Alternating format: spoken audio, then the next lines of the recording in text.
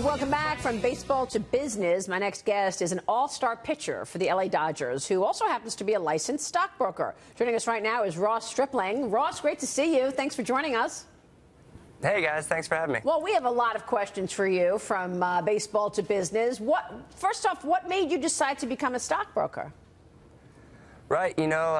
Just took an interest in it at a young age, studied it in college, and when I got drafted, you get a signing bonus from the Los Angeles Dodgers, and I remember asking my dad, I was like, I need to get in with your money guy so we can figure out where to put this money. And he was like, well, I don't know, this is a good opportunity for you to learn how to do it yourself, and ended up investing my own signing bonus by myself and just kind of fell in love with the market. And as I was going up through the minor leagues, I had a Tommy John surgery, which forced me to miss 14 months of my baseball career. And from there, just kind of didn't know if baseball was going to be my future. So I tried to find something to fall back on, and that's when I got in with B. Riley, who sponsored me to take my Series 7 and my 66. Right.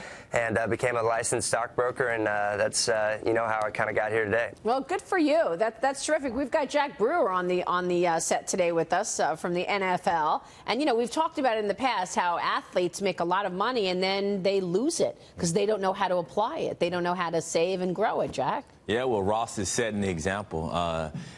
Ross, I grew up in your neighboring Grapevine, Texas. Went to Grapevine High School. I know you went to South Lake, so I had to put that out there. But it's two Texas boys. It's really good to see what you're doing. I had a similar story, man, playing in the National Football League, and I got hurt for the sixth time, actually, sixth surgery, and I went and got my broker's license. So, I applaud you in your efforts. You're only 28 years old.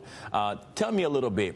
How has the response been from your teammates? Are you able to take your example and really show other players that you play with or other guys that may be in the league? How have they responded?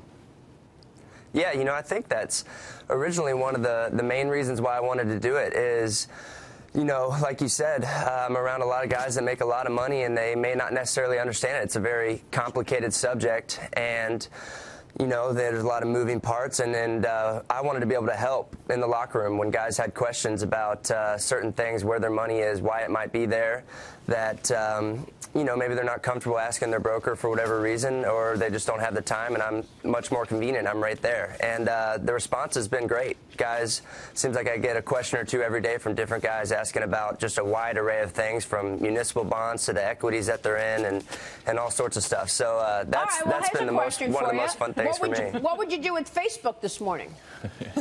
Man, yeah, that's going to be an ugly open, huh? That's it's going to be down in like the low 170s. So right. I don't know. I'm certainly going to be watching it, and I haven't had a good chance to buy Facebook like that in a while, down in 170. So we'll see. Hey Ross, it's Lindsay Bell. I'm just wondering, what has been your best stock pick to date, and what do you think about the markets where we're at here? We're kind of getting along into the tooth in this bull market. Right. Well, last time I did something like this, I used individual names and I got in a bunch of trouble. So I'm gonna stay away from using an individual name. But I'm extremely bullish. I'm always bullish. It's just not in my nature to be bearish and root for anything to go down unless they're playing football against my Aggies, I guess. But obviously there's some good things going on with the European Union right now. Decrease in tariffs looks like. Maybe getting rid of that trade war a little bit. So in the short term, definitely some good things that Trump is doing, in my opinion. And but for me, I'm always bullish, always looking for stuff in the long run, always looking for kind of some small and mid-cap disruptors in the tech industry are kind of what I'm looking for the most part, and just things that I believe in, moving forward in the long run that are going to be around for a long time. All right, so you like the stock market. What about this controversial national anthem protest story? Cowboys owner Jerry Jones says that he's going to require his team to stand during the national anthem. This hasn't been an issue for the MLB, we know, but what do you make of the environment right now? Yeah, I'm certainly glad that hasn't made its way into the MLB, like you said. That's obviously been a very controversial thing and something that I'm glad that we haven't had to take much part in. But, as a Cowboy fan, I respect Jerry Jones taking the initiative and wanting guys to stand up for the anthem.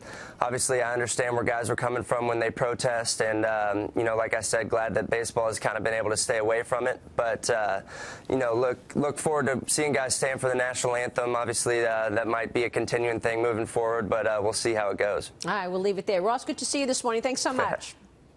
Thank you, guys. Ross Stripling joining us there.